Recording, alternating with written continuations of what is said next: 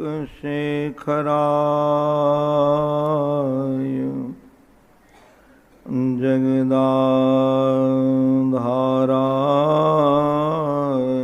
धाराधर छायाधारक कंधराय Girija संगैक श्रृंगारिणे नद्य शेखरिणे दृशातिलकिने नारायणे नास्त्रिणे नागैः कंकणिने again गृहिणे नाथाय सेयन्नतिः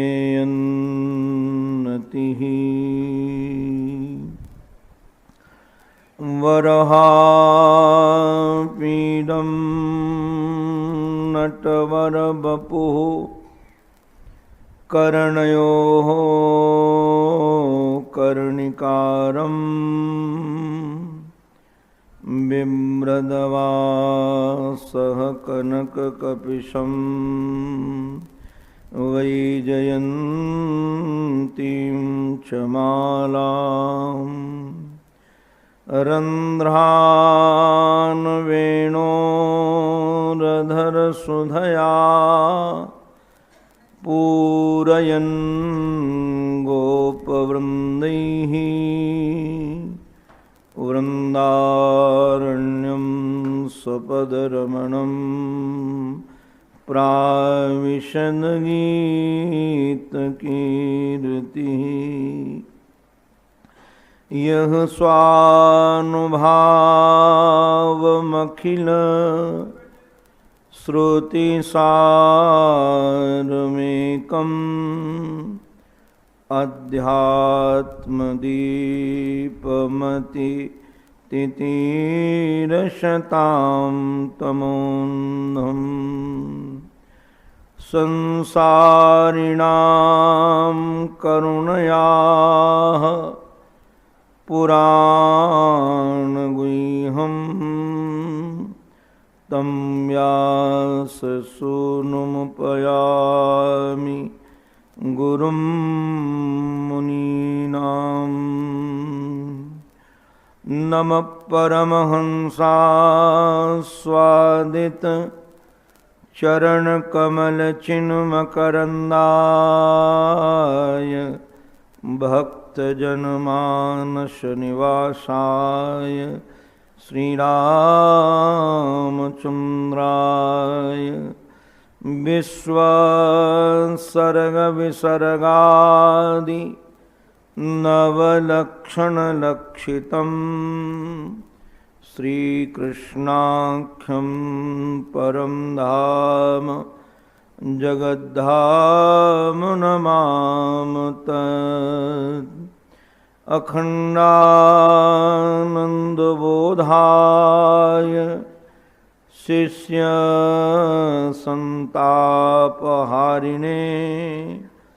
सच्चिदानन्दरूपाय तस्मै श्री गुरवे नमः।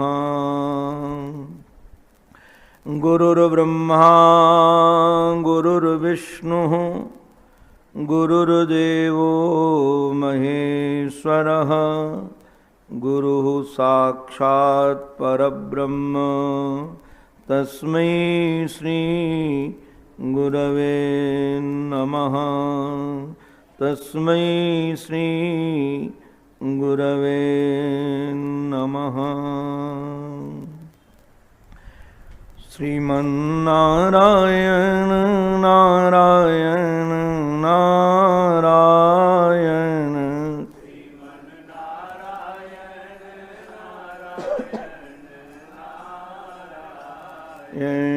श्रीमन्नारायण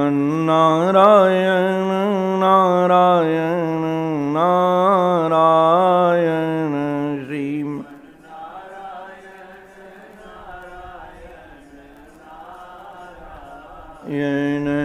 लक्ष्मी नारायण नारायण नारायण लक्ष्मी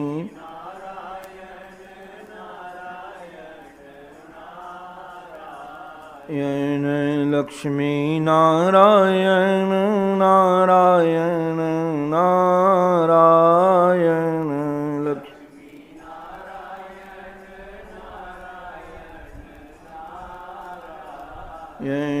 श्रीमन्नारायण नारायण नारायण श्रीमन्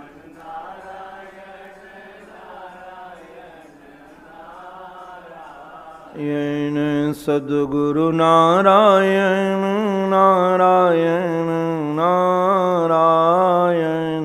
सद्गुरु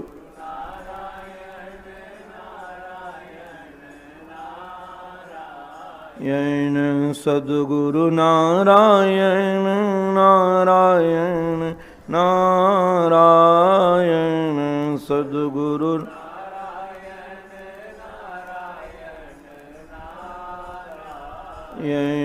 श्रीमन्नारायण नारायण नारायण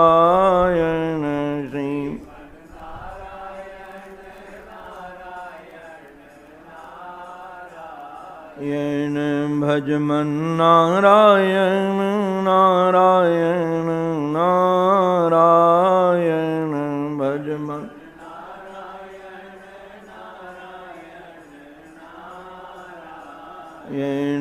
भजमन्नारायण नारायण नारायण भजमन्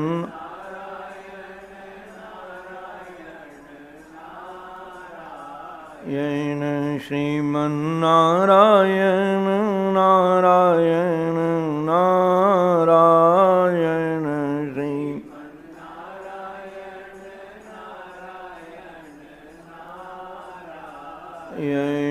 श्रीमन्नारायण नारायण नारायण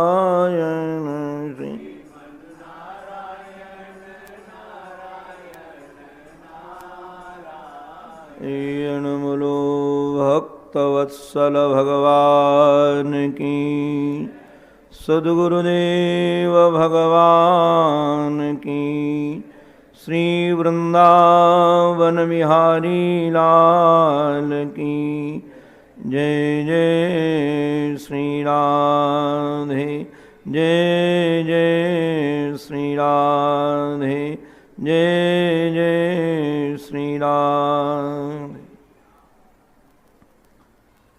जीवन धन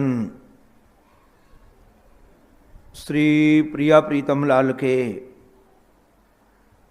युगल पावन पवित्र चरणारविंदों में साष्टांग प्रणिपात। परमादरणी प्रातस्मरणी अनंत श्री समलंकृत श्री सद्गुरुदेव भगवान के युगल पावन पवित्र चरणारविंदों में बारंबार वंदन। परमादरणी पूज्य संत वृंद, पूज्य विद्वत वृंद, हमारे सांवरे सलोने सरकार की कथा से अनुराग रखने वाले भक्त वृंद एवं मातृशक्ति, आप सबके रूप में अपने मनमोहन की मनभावनी अनेकानेक आकृतियों के रूप में निहारता हुआ उन्हीं को ही आप सबके भी पावन चरणों में मैं बारंबार वंदन करता हूँ। आओ हम सब मिलकर के अपने चित्त को उस पावन पवित्र वातावरण में ले चलें। रात्रि काल है, नंद बाबा का भवन है और बाबा के ही पर्यंक में श्री उद्धव जी महाराज विराजमान हैं। बाबा सन्मुख बैठे हुए हैं, यशोदा मैया भी पर्यंक के समीप ही विराजमान हैं। श्री कृष्ण विरह के कारण दंपत्ति दोनों बहुत दुखित हैं। बार बार श्री कृष्ण की स्मृति आती है तो हिचकियां निकलने लगती हैं। नंद बाबा कई बार बोलते बोलते विह्वल हो जाते हैं। वैसे तो ऐसे दंपत्ति को निहार करके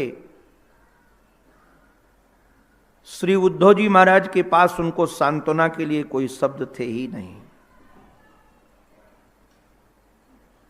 हमारे महामना ब्रह्मचारी जी महाराज ने जो गीता प्रश्य ग्रंथ निकला है उद्धव संदेश, बहुत दिव्य है।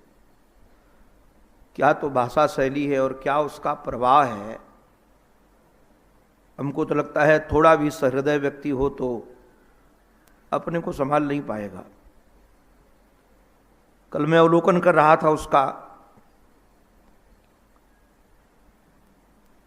आचार्य चरण ने लिखा है कि शास्त्र के इतने बड़े विद्वान बृहस्पति के शिष्य, बुद्धिमानों में श्रेष्ठ श्री उद्धव जी महाराज के पास भी वाक्य रचना की कंगाली थी। क्या समझाएं, क्या कहें। कारण क्या है कि कोई जगत के लिए रो रहा हो तो उसको आश्वासन दिया जा सकता है कि जगत ये नश्वर है, नाशवान है, और इससे अपनी चित्तवृत्ति हटाकर आप जगदीश में लगाइए, यही बुद्धिमानी है। किंतु कोई जगदीश के लिए रो रहा हो उससे अब कहां उसका मन और लगाने के लिए कहां कहा जाएगा। और यदि ये कहा जाए कि बहुत और रो, ये सौभाग्य से आंसू आते हैं, तो ये व्यवहार कुशलता नहीं होगी। और रोने वाले को कहा जाए कि तुम बहुत भाग्यशाली हो इसलिए रो रहे हो और रो, तो ये व्यवहार की कुशलता कहां होगी। तो यदि समझाने के लिए लगते हैं तो शास्त्र भाषा में तो यही समझाया जाता है कि संसार नश्वर है, आज नहीं तो कल नष्ट होगा, जो मिला है वो बिछड़ेगा। तो मिले थे तो बिछुड़ गए। अपना चित्त ईश्वर में लगाओ जो कभी भी छोड़ने वाला नहीं है। बुद्धिमान व्यक्ति वही है जो परमात्मा के चरणों में अनुराग रखता है। कुर्वन्ति ही त्वयि रतिम कुशला स्वात्मन। किंतु जिसका प्रेम परमात्मा से हो और परमात्मा के लिए रो रहा हो, उससे क्या कहा जाएगा कि तुम अपनी चित्तवृत्ति अब कहां लगाओ। कैसे विषयांतर किया जा सकता है। कोई बुद्धिमान शास्त्र का जानकार सहृदय तो ये चेष्टा नहीं करेगा कि अपनी चित्तवृत्ति यहां से हटाकर संसार में लगाओ। उद्धव जी महाराज के पास शब्द की कमी थी। बाद में उन्होंने जब प्रशंसा भरे कुछ वाक्य बोले तो बाबा तो उनको निहारते ही रह गए। भगवान के ऐश्वर्य का वर्णन करने लगे कि भगवान साक्षात परम पुरुष परमात्मा हैं, वही पुराण पुरुष हैं, वही बीज योनि हैं।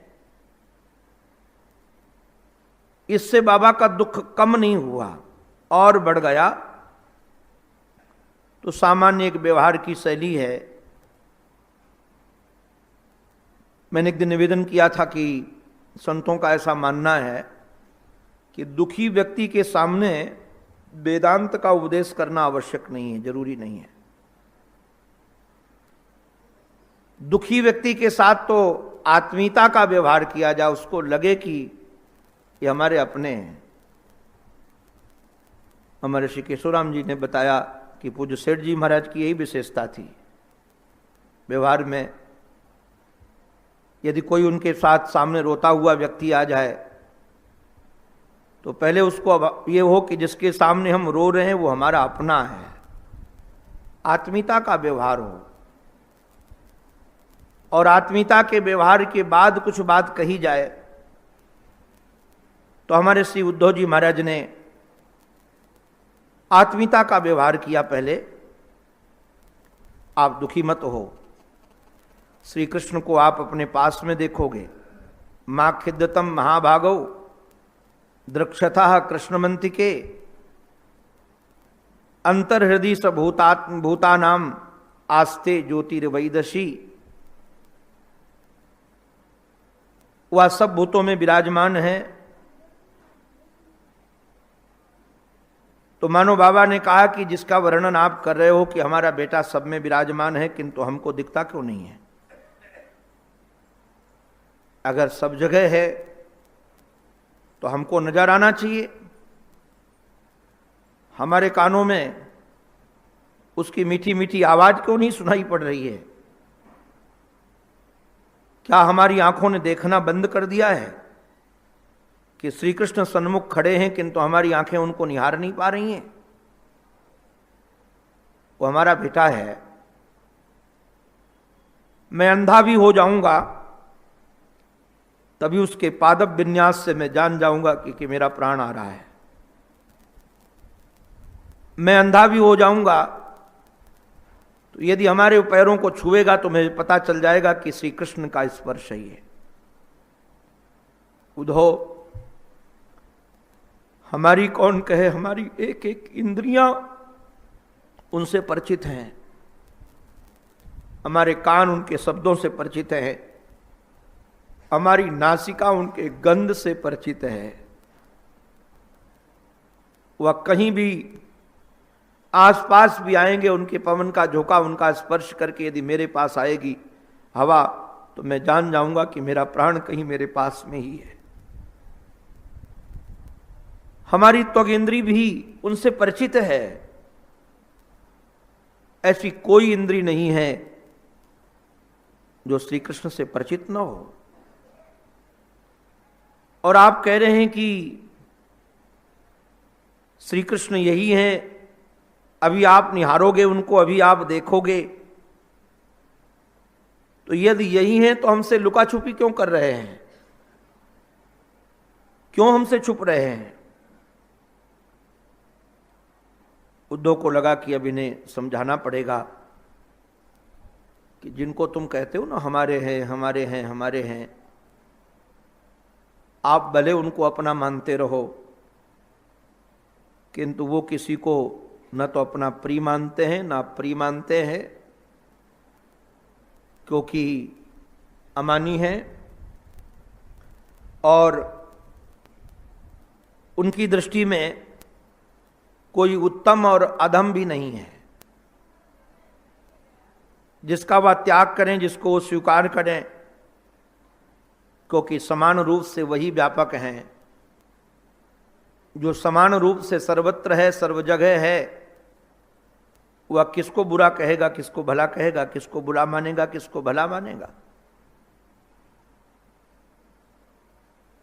अमर्षि नंद बाबा उद्धव की वाणी सुन रहे थे। उद्धव ने और बोलना प्रारंभ किया कि आप समझते हो कि आपके पुत्र हैं। सच कहूं, न माता न पिता तस्य, न भार्या न सुतादया, नात्मीयो न परश्चापी, न देहो जन्म एव च। उनका कोई माता पिता नहीं है, उनका कोई बंधु सखा नहीं है, न उनका कोई अपना है न कोई पराया है, न कोई उनका प्रेमी है न कोई दुश्मन है। अरे कहां तक कहें उनका जन्म ही नहीं है। मैं निवेदन करूं, जन्म का जहां तक संबंध है, आप सब सुधीजन इससे परिचित हैं।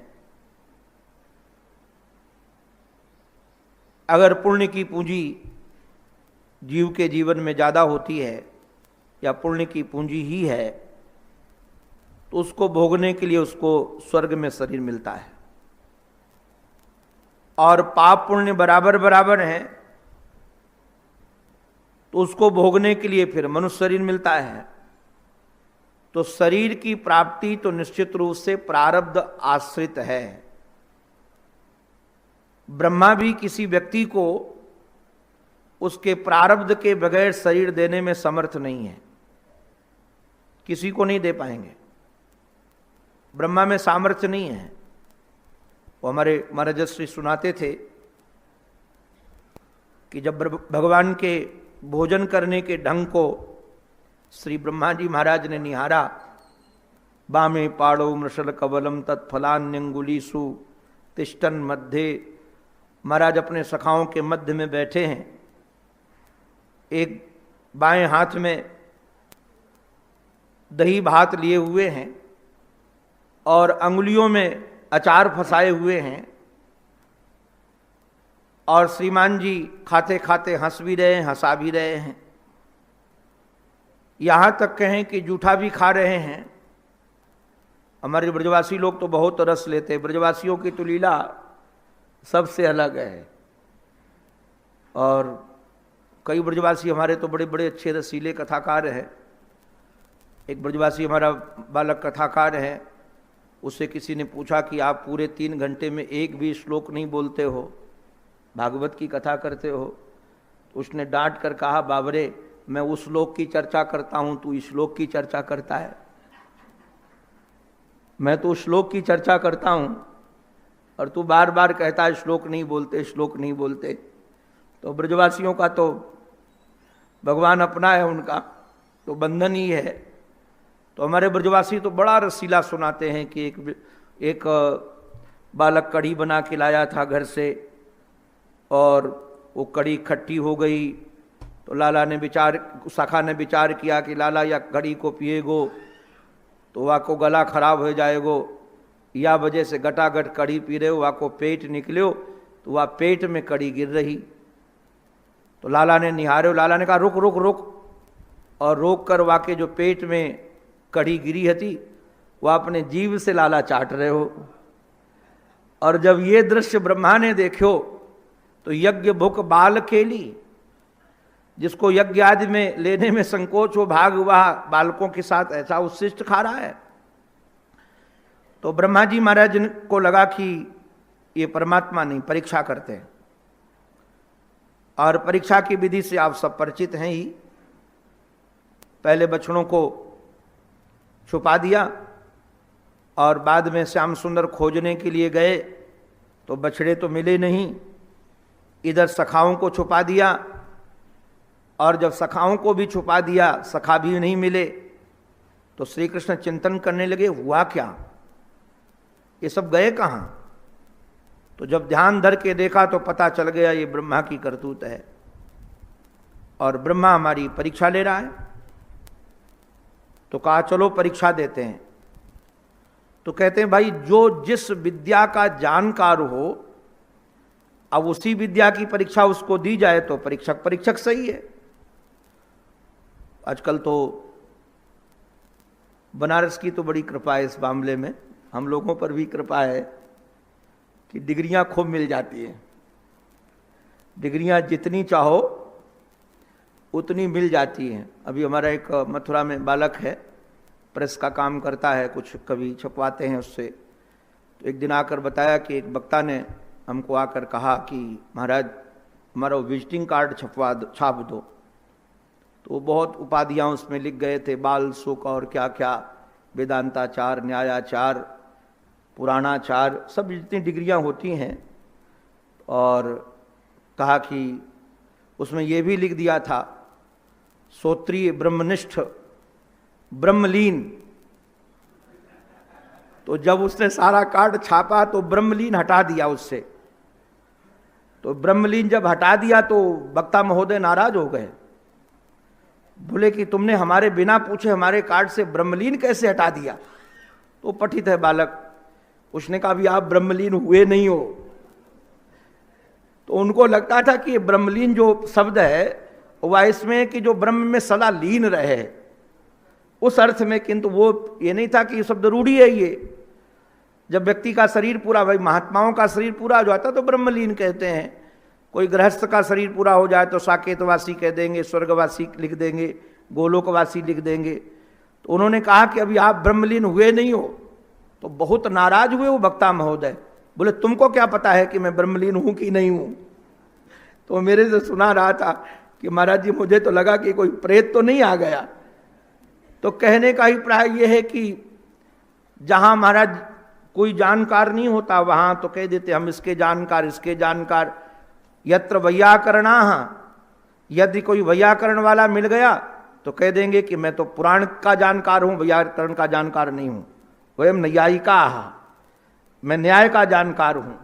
और जहां न्याय का जानकार कोई मिल जाता है तो कह देते मैं तो पुराण का जानकार हूं। और बाद में यदि सब विद्या का जानकार कोई मिल जाए, यत्र चोभयम तत्र नो भयम। अगर महाराज सबके मिल जाए तो बोले मैं तो कुछ जानता नहीं हूं, बस ऐसे ही भगवान की कृपा से कथा कर लेता हूं, पठित तो नहीं हूं। अब जब जानता है कि इसके सामने कोई दाल गढ़ने वाली तो है नहीं, तो उस समय फिर कहा कि मुझे कुछ नहीं आता है। तो नियम यह है कि जो जिस विद्या का जानकार हो उसी विद्या की परीक्षा दी जाए। तो भगवान ने विचार किया कि ब्रह्मा जी महाराज अब हमारी परीक्षा लेने आए हैं, किंतु ब्रह्मा जी को यदि हमको परीक्षा देनी है तो ब्रह्मा जी किस विद्या के जानकार हैं? सृष्टि रचना के। किंतु सृष्टि रचना वो कब करते हैं? सृष्टि रचना तब करते हो जब जीव हो और जीव का प्रारब्ध हो। बिना प्रारब्ध के तो किसी जीव को शरीर देने में समर्थ नहीं कि ब्रह्मा जी किसी को कुछ बना दें, किसी को कुछ बना दें। उनकी बुद्धि के परे, उनके अधिकार के परे चीजें हैं। जिसको भी जो ब्रह्मा जी शरीर देंगे उसका प्रारब्ध होना परम आवश्यक है। अगर प्रारब्ध नहीं होगा तो कोई ब्रह्मा जी शरीर नहीं दे सकेंगे।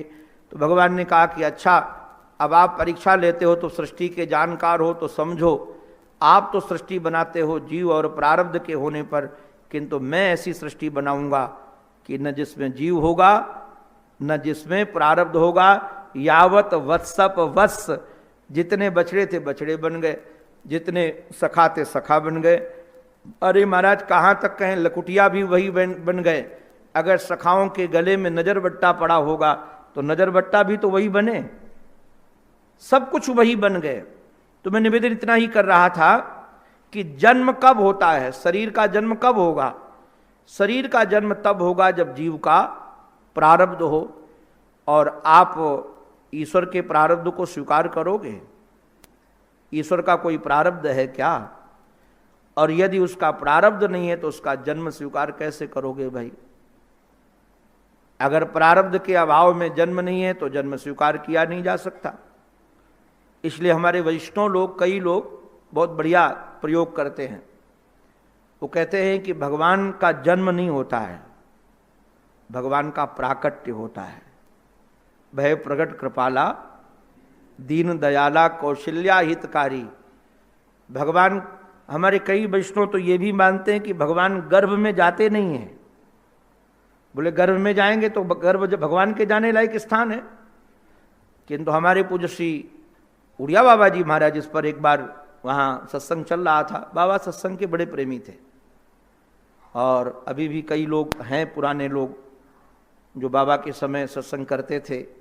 बाबा के पास जाकर के बाबा के सन्मुख बोलने का अवसर लोग खोजते थे, क्योंकि उनके सामने यदि बोल दिया जाएगा तो प्रमाणित हो गया कि मैं सही हूं। जैसे धर्म सम्राट स्वामी करपात्री जी महाराज के सन्मुख कोई वक्ता आधा घंटा बोलकर निकल जाए तो समझ जाना कि वो प्रमाणित वक्ता है। नहीं, उनके सामने तो अगर वो बैठे हों तो श्लोक ही भूल जाएगा, श्लोक ही नहीं बोल पाएंगे उनके सामने। मैं तो कई बार देखता हूं, हमारे महाराज श्री के ही कृपा पात्र भगवत्पाद शंकराचार्य भगवान निश्चलानंद जी महाराज, वो जब हमारे श्री राम वृंदावन में तो साल में 2 बार आते ही हैं आश्रम में, तो उनके पहले अगर किसी वक्ता को कहा जाता है कि जब तक वो ना आए तब तक बोलना, तो सामान्य वक्ता कहता है मैं उनके पहले नहीं बोलूंगा। क्यों नहीं बोलोगे? कई बार हम लोग पूछते क्या बात है, क्यों नहीं बोलोगे? अरे बोले कहीं गड़बड़ी हो जाएगी तो महाराज जी मंच से ही डांट लगाएंगे। अब वो ऐसा नहीं कि बाद में एकांत में कहें कि आपने ये गलत बोला है, ये अशास्त्रीय है। वो तो सामने ही यदि कोई गड़बड़ हो गया तो निश्चित रूप से वहीं डांट पड़ने वाली है और वहीं फटकार पड़ने वाली है। उसका कारण भी यही है कि बाद में लोग मिलते भी कहाँ हैं, और अनुशासन तो होना ही चाहिए। आज जो धर्म का बहुत ज़्यादा ह्रास हो रहा है, मैं कई बार बहुत व्यथित होता हूँ कि वक्ताओं की शैली में ह्रास हो रहा है, बोलने का ढंग ह्रास हो रहा है, इसका कारण है कि कोई अनुशासन करने वाला भी नहीं है।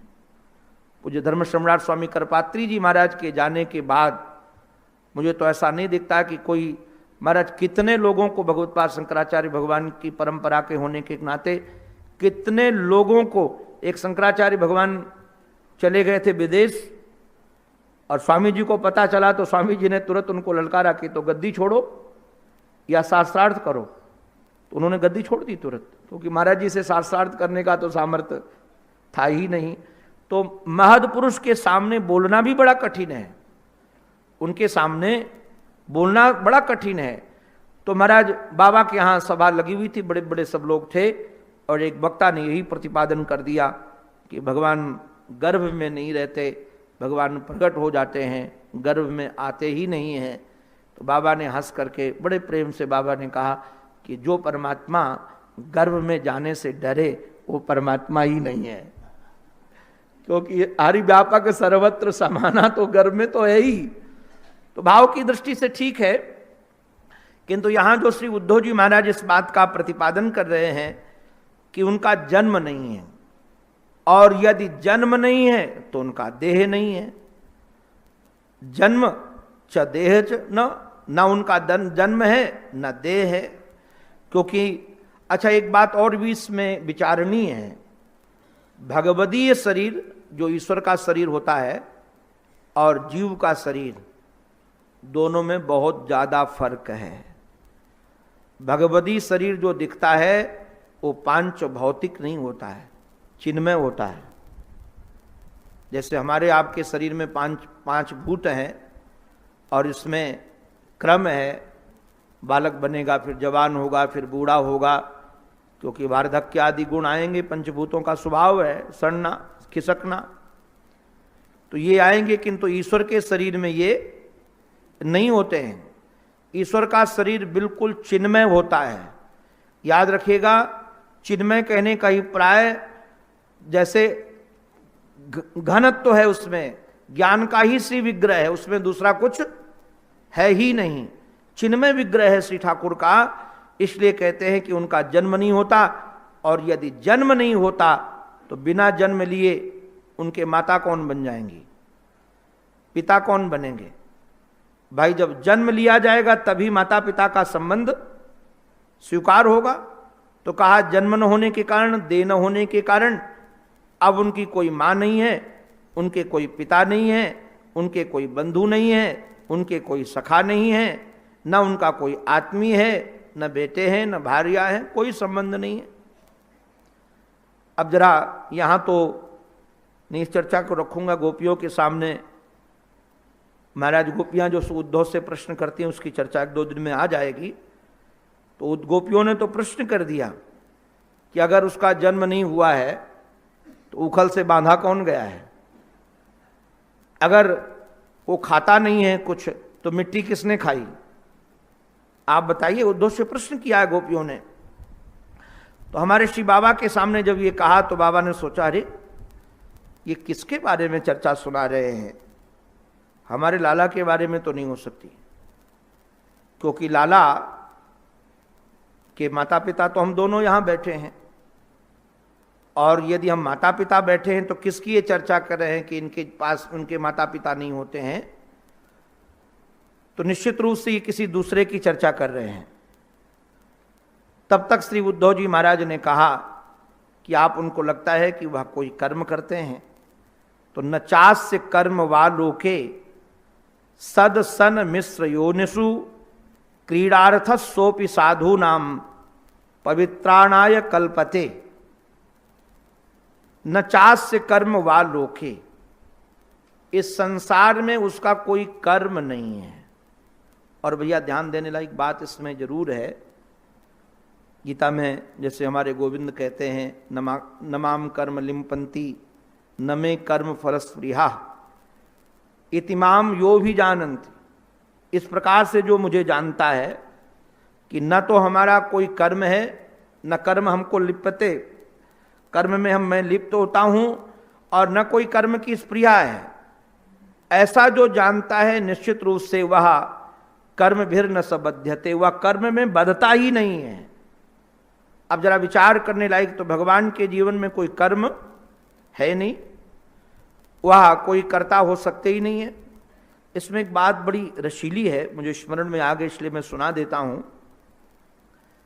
हमारे पूज्य पंडित जी महाराज, पूज्य श्री राम किंकर जी महाराज, मैं बहुत उनको पढ़ता भी हूं और सुना खूब है उनको सन्मुख बैठ करके। तो कई बात बड़े चुटीले ढंग से महाराज जी रामायण के प्रमाण से रखते थे। दर्शन की बात, एक दर्शन की बात मैं निवेदन करूं, इसको समझने लायक है हम सबको, और प्रामाणिकता से समझ लेंगे तो निश्चित रूप से यह श्लोक तो लग ही जाएगा, और भगवान के विषय में जो कई लोगों की शंकाएं हैं वो भी निवृत्त हो जाएंगी।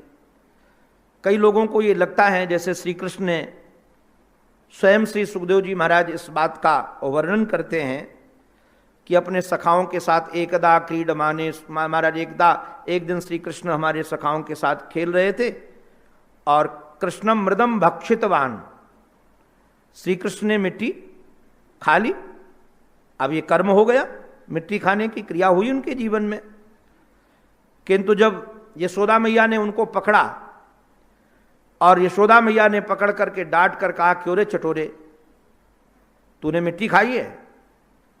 तो श्रीमान जी तुरंत पलट गए कि ना हम भक्षितवानंब सर्वे मिथ्या भी संसिना, ये सब के सब झूठ बोल रहे हैं, मैंने मिट्टी नहीं खाई। और कहा तक कहा यदि सत्य गिरस्त रही, अगर आप इन बालकों की वाणी को सत्य मानती हैं, गिरा को सत्य मानती हैं, तो मैं प्रत्यक्ष खड़ा हूं, अभी दिखा देता हूं खाई कि नहीं खाई। अब अच्छा जरा विचार करने लायक बात यह है कि सुखदेव जी महाराज कहते हैं कि सखाओं के सन्मुख मिट्टी खाई। वैसे इसमें बड़े दांव पेच हैं, टीकाकारों ने बड़ा आनंद लिया है। श्री कृष्ण तो हमारे इस समय अपराधी भी हैं और वकील भी हैं, दोनों तरफ से। कई बार अपराधी यदि चतुर होता है तो वकील दूसरा नहीं करता, स्वयं वकालत का काम कर लेता है। तो श्री कृष्ण जी महाराज इस समय वकील भी हैं। तो कहा कि अच्छा, यदि मैंने मिट्टी खाई है तो किसने देखा? तो कहा सखाओं ने देखा। तो सखाओं से पूछा गया, क्यों भाई तुमने देखा? बोले हाँ देखा। कहाँ मिट्टी खाई? बोले एकांत में रह एकांते। तो कहा यदि एक वकील लोग ऐसे ही वकालत करते हैं, बोले यदि एकांत था, कोई था नहीं, तो तूने देखा कैसे? और अगर तूने देखा तो फिर एकांत था ही नहीं, तो कि तो निश्चित करो कि एकांत था, अकेले में खाई, कि तो ये निश्चित करो कि हमारे सबके सन्मुख खाई, और तुम कहते हो कि एकांत में खाई, तो ये निश्चित रूप से तुम्हारी वाणी सत्य नहीं है। किंतु एक जो शास्त्रीय बात मैं पूज्य पंडित जी महाराज की रखना चाहता था, मैं इस पर कई बार इस भाव को जीता हूं, क्या सचमुच में श्री कृष्ण ने मिट्टी खाई? नहीं खाई। अपनी दृष्टि से उन्होंने खाई ही नहीं, जगत की दृष्टि से खाई। किंतु श्री कृष्ण कर्ता भोक्ता बनते नहीं, इसलिए श्री कृष्ण ने मिट्टी नहीं खाई। इसका प्रमाण समझने लायक है। इसका प्रमाण क्या समझने लायक है कि अवध में रोज पुराणों की कथा होती थी। वेद पुराण वशिष्ठ बखानहि, सुनहि राम यद्यपि सब जानहि। वशिष्ठ जी महाराज रोज पुराणों की कथा होती थी अवध में, और वहां का एक नियम था।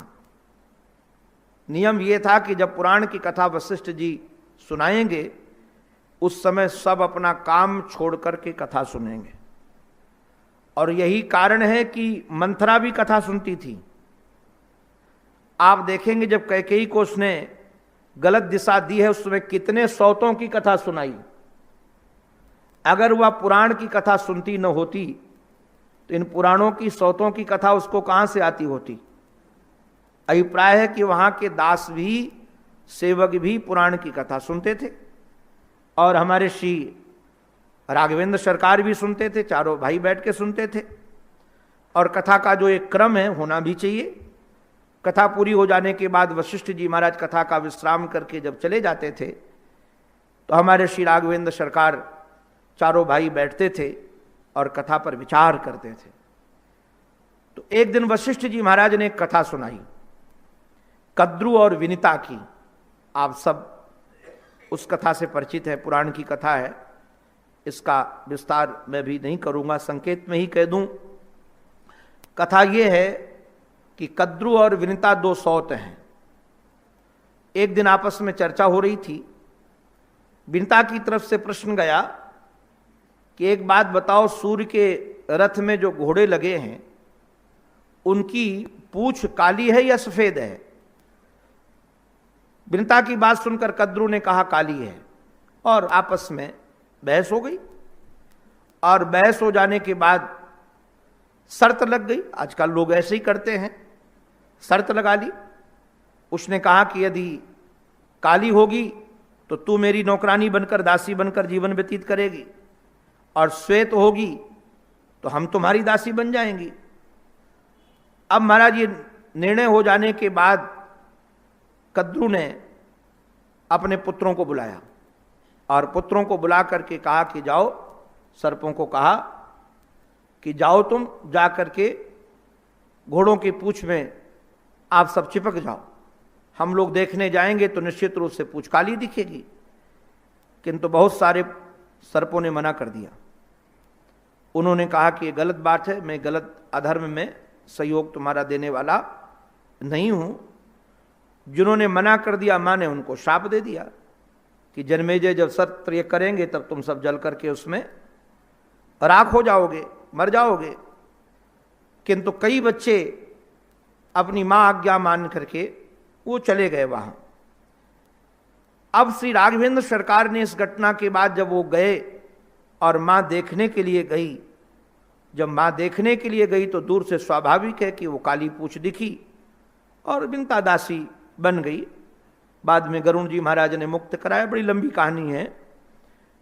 पूज्य पंडित जी महाराज हमारे कहते हैं कि जब वह दासी बन गई तो अब ये जरा विचार करने लायक विषय ये है, इसमें अपराधी कौन है? क्या कद्रु अपराधी है, विनिता अपराधीन है, या फिर सर्प अपराधी हैं जो धर्म का अवलंबन लेकर के, या वह धर्म के पक्षपाती है, मां की आज्ञा है इसलिए चले गए? श्री भरत जी महाराज से पूछा गया। भरत जी महाराज ने कहा कि वो सर्प अपराधी हैं जो जाकर लग गए। कहा क्यों सर्प अपराधी क्यों है इसमें? उन्होंने कहा कि शास्त्र विरुद्ध आचरण करने के लिए कोई भी क्यों न कहे, वह आचरण अपने जीवन में नहीं होना चाहिए। अगर शास्त्र विरुद्ध आचरण है, एक नियम है, कौन सी आज्ञा माननी है, कौन सी आज्ञा नहीं माननी है। अगर शास्त्र विरुद्ध आचरण करने के लिए कोई भी कहे तो स्वीकार नहीं करना चाहिए। महाराज श्री राघवेंद्र सरकार समझ गए कि कैकेयी नहीं, चाहे कोई भी कुछ कहे, श्री भरत राज्य लेने वाले नहीं हैं। श्री लखनलाल जी से पूछा गया।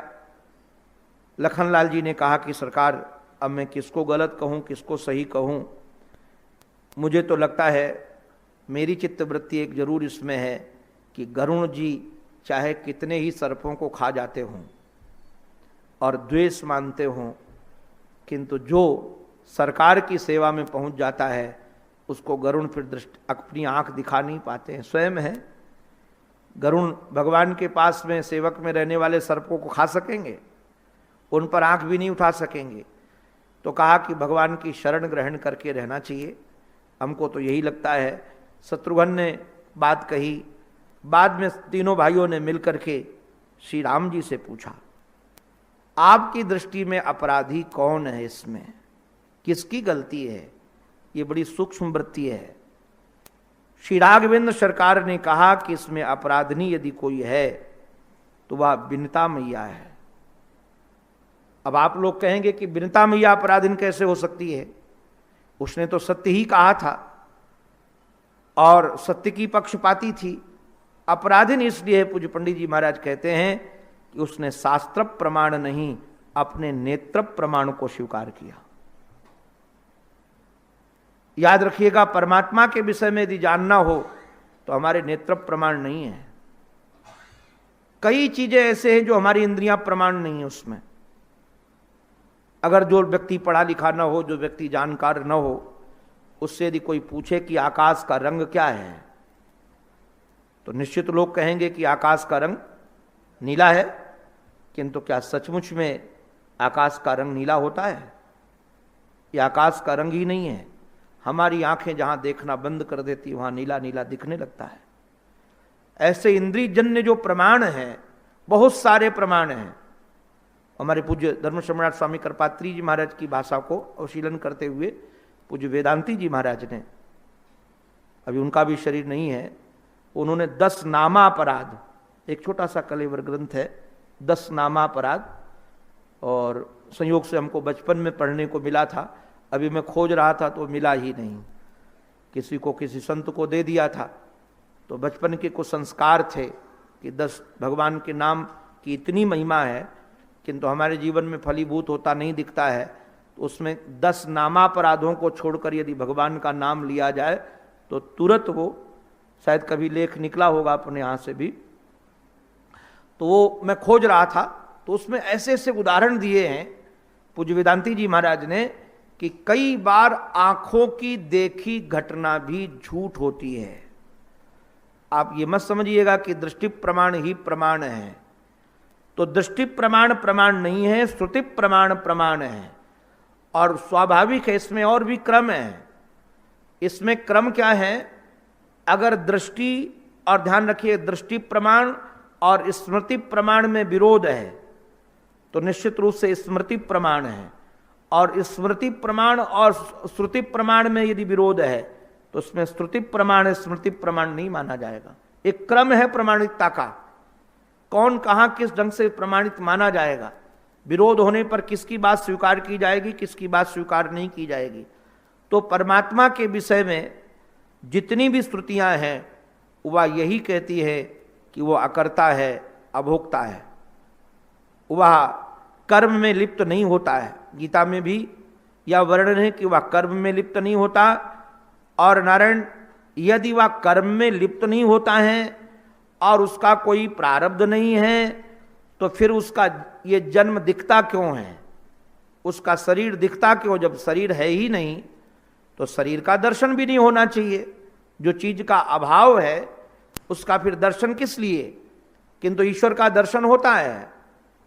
और नारायण, आपको क्या कहें, आज मैं अपने महर्षि को सुन रहा था, मुझे गदगद हो गया। महर्षि तो हमारे सभी दर्शनों को लगभग चिंतन करते हैं और कई बात तुलनात्मक बोलते हैं। महर्षि ने कहा कि भगवत्पाद शंकराचार्य भगवान हमारे ये दृष्टा और दृश्य दोनों को मिथ्या मानते हैं, ध्यान रखिएगा। किंतु भगवत्पाद शंकराचार्य भगवान इसको स्वीकार करते हैं, किंतु हमारे श्री वल्लभाचार्य जी महाराज ये दृष्टा और दृश्य दोनों को ईश्वर मानते हैं। दृष्टा भी ईश्वर है और दृश्य भी ईश्वर है। ईश्वर के अतिरिक्त तो कोई सत्ता है ही नहीं, वह इस बात को स्वीकार करते। दर्शन की बात है तो यहां इतना ही समझने लायक है, यदि श्री कृष्ण का दर्शन हो रहा है और केवल द्वापर में हुआ था ऐसा नहीं है, आज भी आराधकों को भगवान का दर्शन होता है। हमको कई संत मिले भगवत कृपा से जो भगवत साक्षात्कार किए हुए महापुरुष हैं। हमारे श्री भाई जी के बारे में तो सब लोग इसको स्वीकार करते ही हैं। श्री राधा बाबा के बारे में हमारे सब प्रेमियों का ये विश्वास है कि साक्षात श्री कृष्ण का दर्शन इन्हीं आंखों से हुआ। तो भगवान का दर्शन होता है। अब यदि भगवान का दर्शन होता है तो ये कौन सा शरीर है उनका? भले चिन्मय शरीर है तो ये किस लिए है? बोले क्रीडार्थ सोपि साधु नाम, वह केवल लीला के लिए है, क्रीड़ा के लिए है। भगवान का जो अवतार का दर्शन होता है वो, और होता क्या है, उसका हेतु क्यों है? बोले साधु नाम परित्राणाय कल्पते, साधुओं की रक्षा के लिए। यहां बड़ी बढ़िया बात श्री वल्लभाचार्य जी महाराज ने लिखी, मुझे बहुत अच्छा लगा। कहा कि भगवान का अवतार तो साधुओं को रक्षण के लिए है, प्रेमियों को प्यार देने के लिए है, किंतु ये दुष्टों का दमन कैसे हो जाता है? बोले उसके लिए जरूरत नहीं है। जैसे सूर्य का उदित हो जाना, सूर्य उदित हुआ तो अपने आप अंधकार नष्ट हो जाता है कि नहीं हो जाता है? सूर्य उदित हो जाने के बाद सूर्य को, अंधकार को भगाने के लिए कोई प्रयास करना पड़ता है क्या, कि भाई अब हम आ गए हैं तो अंधकार को यहाँ से लाठी लेकर के भगाओ। हमारे एक महात्मा कहते थे कि एक बार एक देवी जी ने सूर्य पर मुकदमा चला दिया, निशा देवी ने, और कहा इस सूर्य से मैं बहुत परेशान हूँ, जितना इसने मुझे कष्ट दिया है किसी ने नहीं दिया है, निशा देवी ने कहा। और भगवान के पास शिकायत की और कहा कि हमारी सुनवाई हो, सबसे ज़्यादा मैं इनसे परेशान हूँ। किंतु जब जज साहब बैठे और सुनवाई चालू हुई तो कहा कि भाई सूर्य को बुलाया जाए, क्योंकि बहुत दुखित है ये निशा। अब जब सूर्य देवता आकर के सामने खड़े हुए तो जज साहब ने पूछा कि निशा महारानी तुम्हें क्या क्या कष्ट है, जरा बताओ तो सही। तो वहाँ निशा थी ही नहीं। बहुत पुकारा गया कि पधारो, पधाओ, आओ आओ, किंतु निशा की सत्ता ही नहीं थी। बहुत बुलाने के बाद भी वह नहीं आ पाई। तो स्वाभाविक है कि जब जिसने शिकायत की है वही नहीं है, तो अब तो मुकदमा जीतने वाले थे, सूर्य देवता जीत गए। बाद में फिर मुकदमा किया जब सूर्य की सत्ता नहीं थी, तो बोले कि बात क्या है, जब मुकदमा की सुनवाई होती है तब तो तुम गैर हाजिर हो जाती हो। उसने कहा मैं उनकी सत्ता में रह ही नहीं सकती हूँ। तो याद रखना, जैसे सूर्य की सत्ता में निशा देवी नहीं रह सकती, रात्रि नहीं रह सकती है, वैसे परमात्मा की सत्ता में महाराज ये असुर नहीं रह सकते हैं। ये स्वाभाविक है, इनका नाश हो जाता है। और पवित्र महाराज परित्राणाय कल्पते, परित्राणाय कल्पते। वैसे तो भागवत में बहुत रसीली बात है, पंचम स्कंद में। मैं उसको कई बार चिंतन करता हूँ, मुझे अच्छा लगता है वो, क्योंकि अपने हृदय से वो भाव जुड़ता है। भगवान का अवतार दुष्टों के दलन के लिए हुआ है, ये शास्त्र प्रमाण एक पक्ष ये भी है। किंतु सच कहें, विचारणीय विषय ये है कि दुष्टों को मारने के लिए भगवान को अवतार लेने की जरूरत है। अब जरा विचार करना, आपके घर में एसी है, पंखा है, ये सब यंत्र चलते हैं। ये यंत्र किससे चलते हैं? विद्युत से। और पावर हाउस से यदि विद्युत वहाँ से काट दी जाए तो कोई यंत्र चलेगा? ये असुर भी यदि दुष्टता का व्यापार करते हैं, व्यवहार करते हैं, और पावर हाउस से इनकी शक्ति काट दी जाए, पावर हाउस तो परमात्मा ही है, तो ये असुरता कर पाएंगे? इनसे असुरता होगी? होगी नहीं। तो भगवान फिर आए क्यों? हमारे रसिक जन कहते हैं कि भगवान का यदि अवतार नहीं होता तो रावण का तो वध हो सकता था, किंतु निषाद को इतना प्यार कौन देता? सबरी मैया के दरवाजे पर जाकर के उनको मां करके कौन पुकारता? केवट की नाव पर कौन आरूढ़ होता? ये बिना अवतार लिए काम बनने वाला नहीं था। निषाद को गले कैसे लगाया जाता? कौन लगाता बिना अवतार के? तो अवतार का प्रयोजन इन भक्तों को रस देने के लिए है। और हमारे श्री हनुमंत लाल जी महाराज इस बात को कहते हैं, रक्षो बधाई व न केवलम विभो। पंचम स्कंद, जहाँ श्री किम पुरुष वर्ष, क्योंकि पंचम स्कंद भागवत का बेजोड़ है, उसमें जो भूगोल खगोल का वर्णन है, अद्भुत प्रतिपादन शैली है। मुझे तो कई बार लगता है कि पंचम स्कंद यदि किसी विद्वान को लग जाए तो उसको ज्योतिष लग जाएगी। इतना अद्भुत वर्णन है उस पंचम स्कंद में। अभी मैं एक दिन बैठ करके पूरी परंपरा बना रहा था, कैसे कैसे कैसे, तो कई जगह तो बुद्धि काम नहीं करती, तो टीकाओं का सहारा लेता था। तो मैंने लगा कि अद्भुत वर्णन है। तो किम पुरुष वर्ष में जहाँ श्री हनुमान जी महाराज आज भी अहरनिश श्री राघवेंद्र सरकार की आराधना करते रहते हैं, वहाँ उनके आराध्य श्री राघवेंद्र सरकार हैं। तो वहाँ राघवेंद्र सरकार की आराधना करते हुए कहते हैं कि परमात्मा का अवतार केवल दुष्टों के दलन के लिए नहीं हुआ है। रक्षो बधायैव न केवलम विभो मर्त्यावतारस्तु ही वर्त शिक्षणम। परमात्मा का अवतार मनुष्यों को शिक्षा देने के लिए हुआ है। अब सच कहें, यदि श्री राघव का अवतार न हुआ होता तो एक भाई का भाई के प्रति क्या कर्तव्य कौन सिखाता? एक पुत्र का अपने पिता के प्रति क्या कर्तव्य, कौन सिखाता? एक दुश्मन के प्रति दुश्मन का क्या कर्तव्य है, ये राम के अलावा कोई नहीं सिखा सकता है। हम तो कई बार जब पढ़ते हैं कि हमारे श्री राघवेंद्र सरकार दुश्मन पर भी कितनी करुणा करते हैं, कितनी कृपा करते हैं, तो दुश्मन के साथ कैसा व्यवहार होना चाहिए ये भी ठाकुर जी सिखाए आकर के। और इतना ही नहीं, एक राजा का प्रजा के प्रति क्या कर्तव्य है।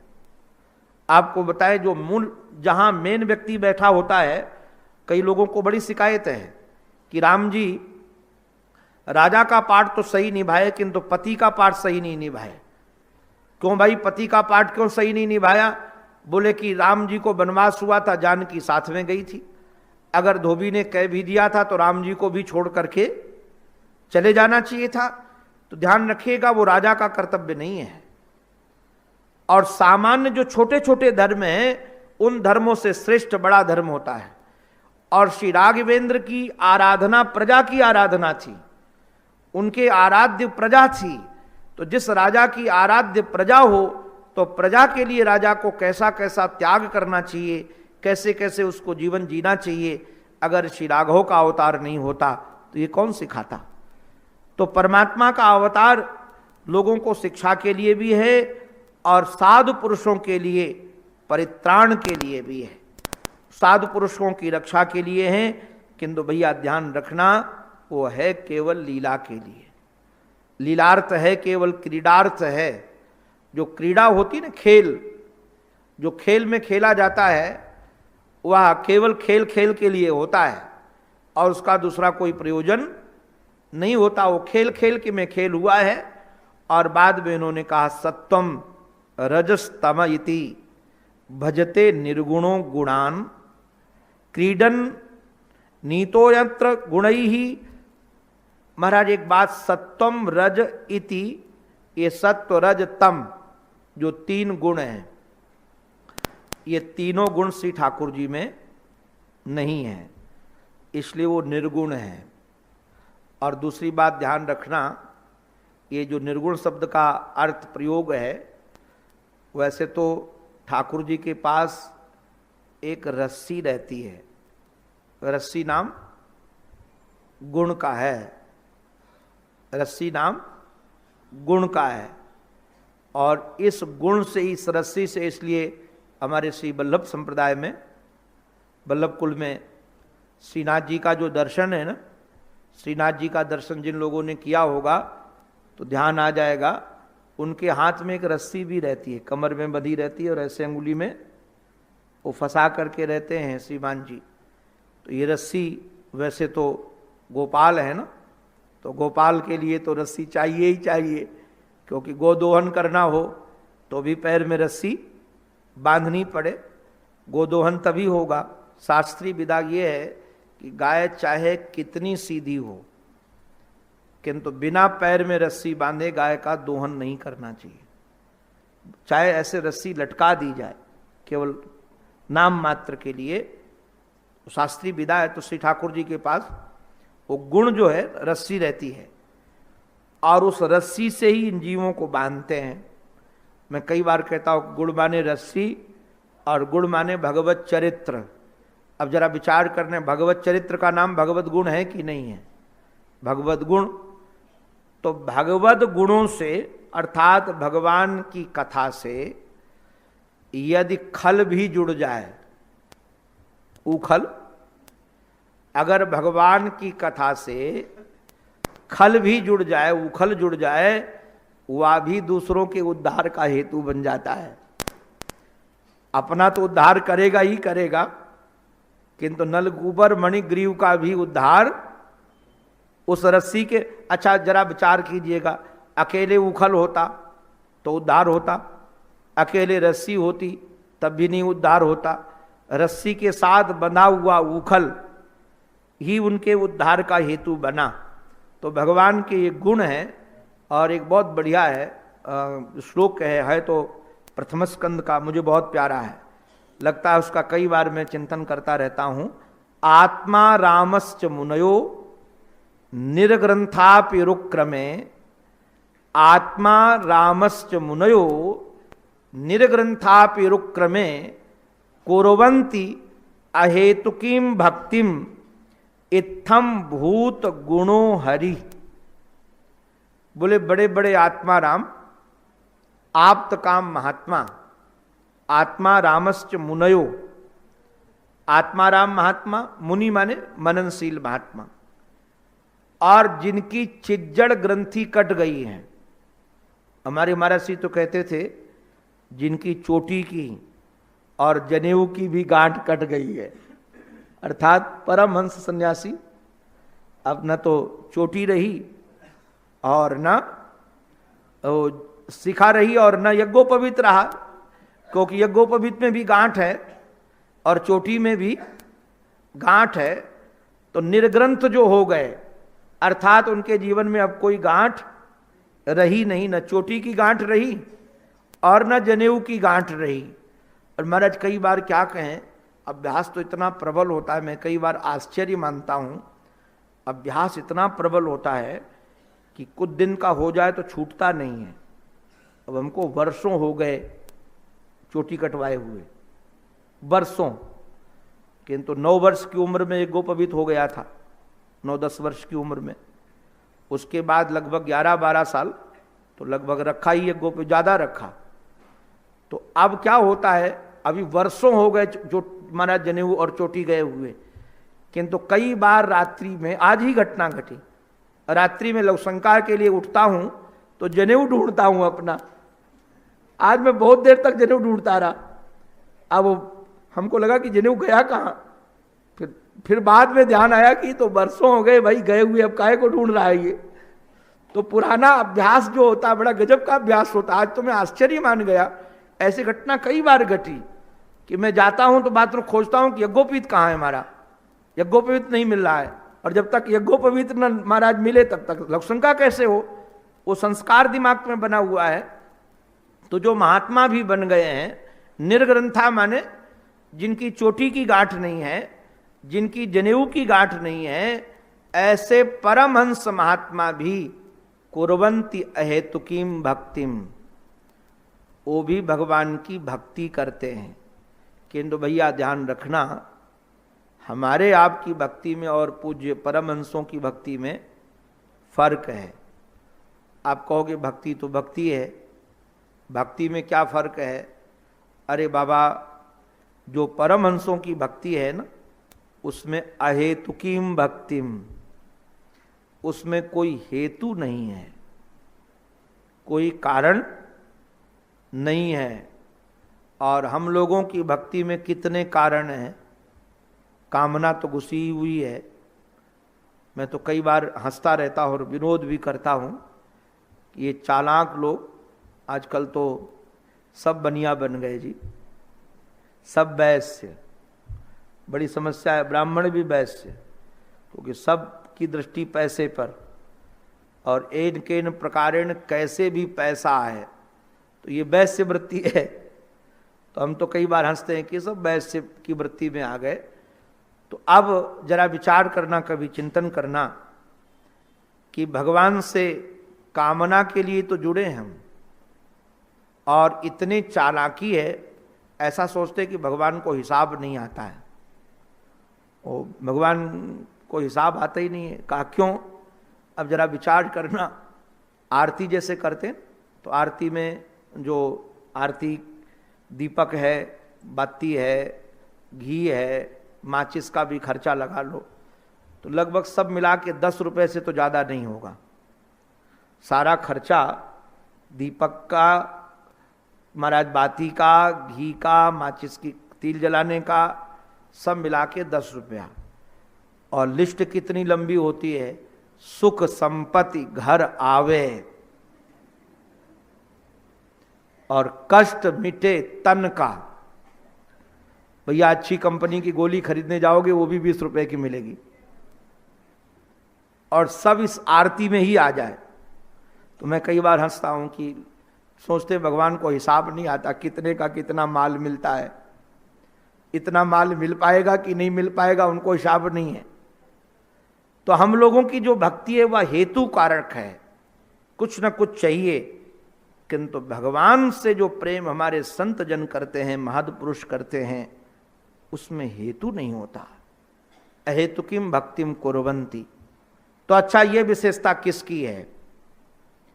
ये विशेषता जो भगवान की भक्ति है परमहंस लोग करते हैं उनकी है क्या, कि बिना कामना किए उनसे प्रेम करते हैं?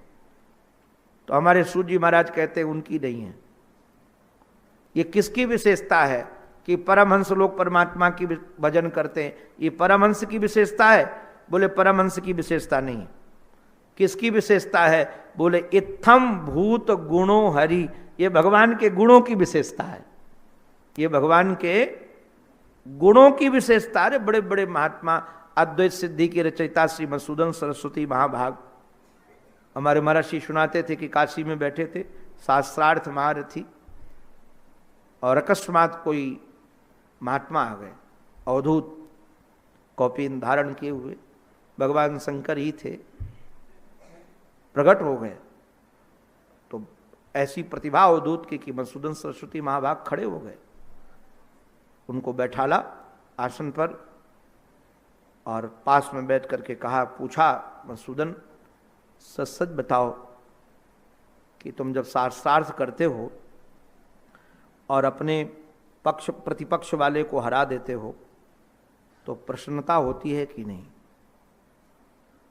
और तुम्हारे तर्कों को जब कोई काट देता है, तुम्हारे प्रमाणों को सामने वाला काट देता है, तो तुमको पीड़ा होती है कि नहीं? उद्विग्नता होती है कि नहीं? ईमानदार थे, स्वीकार किया, कहा कि महाराज होती है। तो कहा जैसे बोध का रस मिलना चाहिए वे मिला नहीं है, आराधना करो। तो उनके कहने पर श्री धाम वृंदावन गए। केनापि वयम हठेन दासी कृता गोप वधु विटेन, ये कस्तूरी तिलकम, ये उन्हीं की रचनाएं हैं। बाद में ऐसे श्री ठाकुर, केनापि वयम हठेन, किसी ने जबरदस्ती हठ पूर्वक। तो ये जो बड़े बड़े परमहंस महात्मा परमात्मा की भक्ति करते हैं, इसमें महाराज की विशेषता किसकी है? बोले विशेषता तो भगवान के गुणों की है। इत्थम भूत गुणों हरि। तो यहाँ ये मत समझना कि हमारे श्री जो उद्धव जी महाराज कह रहे हैं कि निर्गुणक गुणान, महाराज उनमें कोई गुण नहीं है। ये गुण तो उनके हैं ही, ये सत्व रज तम गुण की, क्योंकि गुणेभ्यो निष्क्रांत निर्गुण, इस अर्थ में प्रयुक्त किया गया है। एक हंसी की बात सुना दे। वो हमारे विद्वानों की जो हंसी का खेल होता है वो भी शास्त्र सम्मत हंसते हैं वो लोग। हमारे एक हिंदी जगत के कवि सूर्य का निराला जी, हमारे महाराज जी सुनाते थे कि निराला जी के एक मित्र थे, उनका नाम था निर्मल। ये इनका उपनाम है निराला, वैसे तो नाम सूर्यकांत का है। कभी लोग अपना उपनाम भी कोई रख लेते हैं, क्योंकि कहीं रचना करनी हो तो पूरा नाम डालने में तकलीफ रहती है, और जब तक छाप न लगे अपनी तब तक कविता पर अपना अधिकार लगता नहीं है। तो अपना नाम कहीं न कहीं आना चाहिए।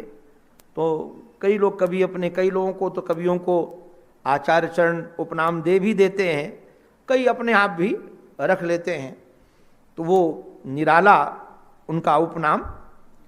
तो हमारे निर्मल जी उनसे एक दिन बोले यार क्या तुम्हारा नाम है, निर निर लगा रखते हो, निराला निराला, निर निर क्या है? निर, ये निर है क्या? इस निर को हटाओ।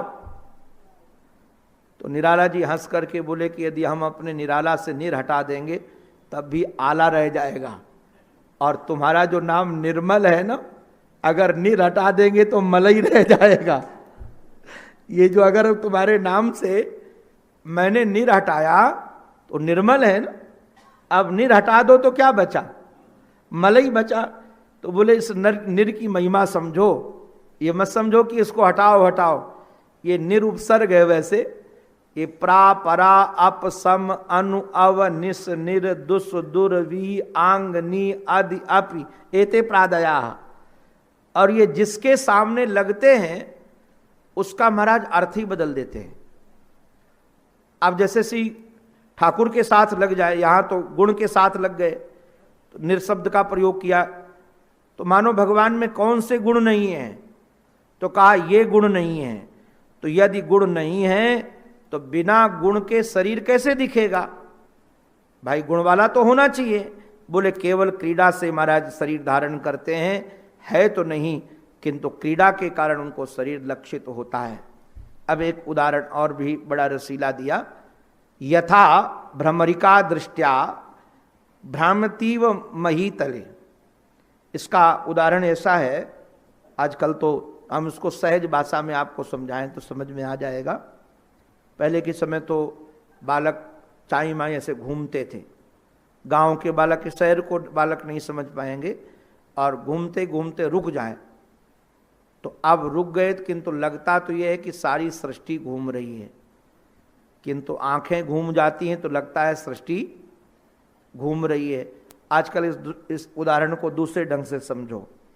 कई बार प्लेटफार्म पर ट्रेन खड़ी है, 1 नंबर पर आपकी है, 2 नंबर पर दूसरी है, और आप बैठे। कई बार तो भ्रम बहुत होता, लोग तो घबरा जाते हैं, और श्री माताएं तो हमारी बहुत घबराती हैं। अपने राम तो यात्री हैं, तो ज़्यादा यात्रा करते रहते। कोई हमसे कभी पूछता है कहाँ हो, तो मैं कहता हूँ अपने घर में हूँ। तो कहता घर कहाँ है? तो हमने कहा ट्रेन।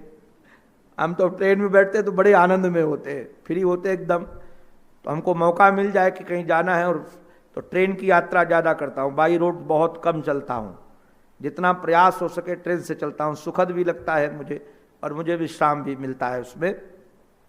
तो मैं कहता हूँ घर में हूँ। तो लोगों का रोज रोज अनुभव मैं देखता रहता हूँ। अब ट्रेन चली 2 नंबर वाली, और अपनी ट्रेन खड़ी है, किंतु कई बार भ्रम हो जाता है कि नहीं कि हमारी ट्रेन चल पड़ी।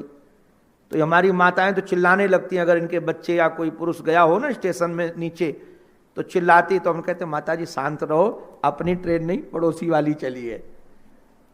ये भ्रम है। ऐसे ही नारायण चित्ते करतरी तन्मात्रा। देखो ये तो ईश्वर का गुण नहीं है। हम लोग भी, जीव का भी जो कर्म का आभास कहाँ होता है? चित्त में। और इस चित्त के कारण अपने को लगने लगता है कि मैं करता हूं। अब कर्ता जीव भी नहीं है, और जीव कर्ता न होने के कारण, चित्त के साथ तादात्म्यपन्न होने के कारण अब वो कर्तापने का भ्रम हो जाता है। और वो कर्तापने का भ्रम ऐसा भ्रम प्रगाढ़ होता है कि वह सचमुच में फिर भोक्ता बनना पड़ता है। तो ये कहते हैं कि जैसे बालक घूमने के बाद खड़ा हो गया, तो घूमती महाराज आंखें अपनी हैं और लगता है कि सामने संसार घूम रहा है, वैसे अपने जीवन में भी कर्ता न होने के बाद भी अपने कर्तापने का अभिमान हो जाता है। और इसमें हमारी बुद्धि का ही खेल है, बुद्धि की ही विस्मृति है। इस प्रकार से महाराज कहा कि आप ये समझो कि ईश्वर सचमुच में कर्ता। अरे बाबा, जब जीव करता नहीं तो ईश्वर करता कहाँ से हो जाएगा? उसका तो शरीर ही नहीं है, जीव करता नहीं है। युवरेव महाराज इस प्रकार से उनको समझाने के बाद कहा कि आप ये समझते हो कि हम दोनों श्री कृष्ण के माता पिता हैं, तो सच कहें कि आप दोनों श्री कृष्ण के माता पिता नहीं हो। क्यों नहीं है माता पिता? बोले आत्मज भगवान हरि, वो सबके आत्म स्वयं हैं, और भगवान हैं और हरि हैं। हरि शब्द का अर्थ होता है चोर। किसी से कहना मत, नहीं तो नाराज हो जाएगा। हरि का अर्थ चोर ही है। हरत इति हरि, व्युत्पत्ति तो इसी प्रकार की है, जो आपका मन हरण कर ले, जो आपकी बुद्धि हरण कर ले, जो आपका चित्त हरण कर ले, अरे जो आपकी इंद्रियां हरण कर ले, उसका नाम हरि है। अरे बोले देखो तो सही बाबा, तुम्हारा झूठ मूठ का बेटा बन करके तुम्हारा दिल हरण कर लिया, इसीलिए हरि है वो। तुम्हारा झूठ मूठ का बेटा बना और तुम्हारा चित्त हरण करके ले गया। अरे सनकादियों की तो आत्मा हरण करके ले गया। सबका कुछ न कुछ हरण करने वाला है, अरे भाई सच सच समझो बाबा, वह सर्वेशाम आत्मजा ह्यात्मा पिता माता स ईश्वर, उसके कोई माता पिता नहीं है, सबका माता पिता वही है। और सचमुच भगवान के साथ सारे संबंध हैं। और हमारे गीता प्रश्न में तो हमको लगता है प्रत्येक पुस्तक में लगभग ये श्लोक, तुमेव माता च पिता तुमेव बंधुश्च सखा तुमेव विद्या द्रविड़म तुमेव सर्वम मम देव देव। हमको किसी ने कहा कि इसका पाठ एक कहीं और भी है। हमारे मथुरा के एक चतुर्वेदी थे, वासुदेव चतुर्वेदी, अब शायद शरीर नहीं है उनका, वो अब नहीं है। हाँ, यहाँ आते थे, अच्छा वृंदावन, अपने यहाँ आश्रम में तो खूब उनका आना होता था। तो कई चीज़ें हम तो उन्हीं को वहीं सुने आश्रम में ही, आश्रम में तो हर उत्सव में लगभग आते थे। और महाराज जी का विद्वानों से बड़ा प्रेम था। महाराज जी विद्वानों को जितना मानते थे, मुझे नहीं लगता कि कोई साधु इतना विद्वानों का सम्मान करे। महाराज जी बहुत सम्मान करते थे। एक घटना आपको बताएं, हमको स्मरण में भी आ गई, मैं उसको कई बार जीता हूँ। हमारे मान जी महाराज ने हमको बताई कि काशी के एक विद्वान आए थे वृंदावन में महाराज जी से काश मिलने के लिए। नाम काशी के विद्वान का मुझे स्मरण नहीं है अभी। तो संयोग से उनका जो दैनिक जीवन था, जो उनके नियम थे, एक तो दातून का प्रयोग करते थे दंत धावन के लिए, और दूसरा सदाचारी लोग आज भी मिट्टी का प्रयोग करते थे हाथ धोने के लिए। तो उनको जो सबसे अच्छा कमरा था विद्वान को दिया गया, वो दंत धावन किया और मिट्टी लगाई तो वासवेशन की नाली जाम हो गई। तो उन्होंने मान जी महाराज को कहा कि नाली हमारी जाम हो गई, पानी नहीं जा रहा है। तो वो देखने गए तो देखा कि दातून के कण पड़े हुए हैं, मिट्टी पड़ी हुई है पूरे बाथरूम में, उसके कारण हो गया। कमरा वीआईपी था। तो उन्होंने उनको निकाल करके कहा कि आपको दूसरा कमरा देते हैं। दूसरा कमरा दिया जिसमें वासवेशन आदि बाहर था, नाली खुली थी। तो आचार्य चरण को कष्ट हुआ कि हमको अच्छा कमरा निकाल करके खराब कमरे से अच्छे कमरे में पहुंचाया जाए तो सम्मान, और अच्छे कमरे से किसी को खराब में पहुंचाया जाए तो अपमान।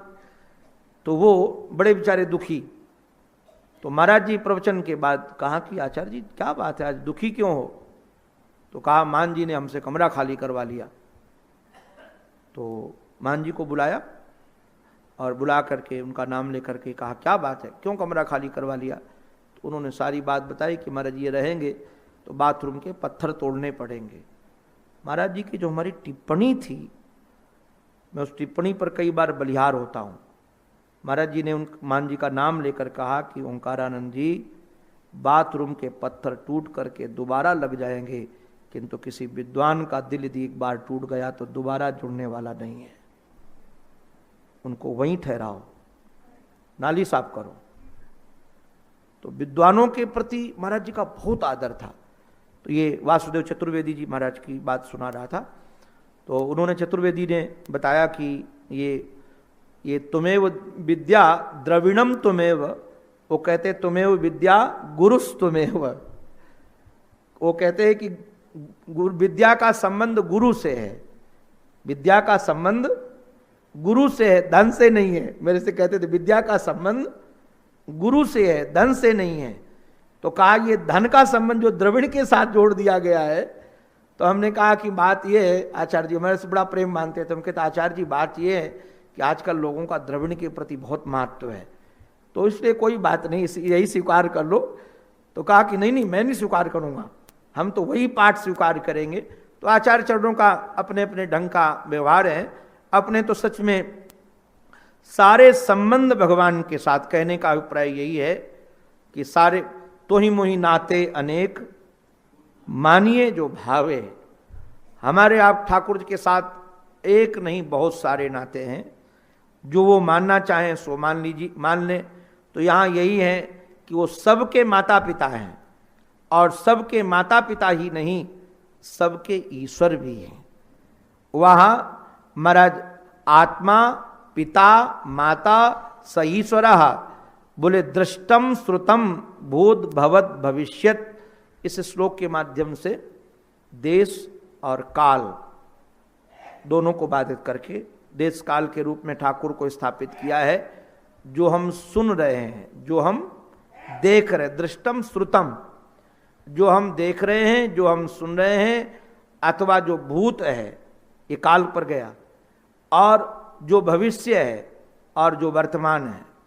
अरे बाबा, जो स्थाणु है, जो वृक्षादि हैं और जो चलने वाली चीजें हैं, ये सब के सब महाराज उन्हीं का स्वरूप है, उनके अतिरिक्त कुछ नहीं है। बिना च्युताद वस्तु तराम नवाच्यम, उनके अतिरिक्त कोई वस्तु की भी कल्पना नहीं की जा सकती है। इसलिए एक वाक्य कहा जाए, सएव सर्वम परमार्थ भूतः, सएव सर्वम परमार्थ भूतः, वही सब कुछ है और सचमुच में यही परमार्थ है। हमारे एक महात्मा बड़ी अच्छी बात कहते, मुझे बहुत अच्छा लगता है। वो महात्मा कहते थे कि लोग कहते हैं कि कण कण में परमात्मा है, लोग कहते हैं कि कण कण में परमात्मा है, और मेरा मन ऐसा है कि कण कण में परमात्मा नहीं, कण कण ही परमात्मा है, कण कण ही परमात्मा है, क्योंकि एक कण भी परमात्मा से अलग नहीं है, श्री कृष्ण से एक भी कण अलग नहीं है। सएव सर्वम परमार्थ भूतः, यही परमार्थ है। महाराज इस प्रकार से जब चर्चा चल रही थी, एवं निशासा ब्रुवतोर्वृतीता नंदस्य कृष्णानुचरस्य राजन, महाराज इस प्रकार से चर्चा चलते चलते रात्रि व्यतीत हो गई, पूरी रात्रि। और सच में भैया, जो प्रेमी जन होते हैं, सांसारिक प्रेमियों को देख लो, रात रात भर फोन में बात करते हैं तब भी बात पूरी नहीं होती है। वो हम कई बच्चों को देखते रहते हैं। एक बच्चा हमारे साथ था 20 साल से लगभग, मैं तो समझता था बाबा जी बन जाएगा, किंतु अपने राम को तो कोई आग्रह नहीं है। मैं कई बार लोगों को कहता हूं कि साधु भेष भले मत हो, साधुता जीवन में आए, भेष की जरूरत नहीं, उतनी साधुता है जीवन में। तो उस बच्चे का ब्याह निश्चित हो गया।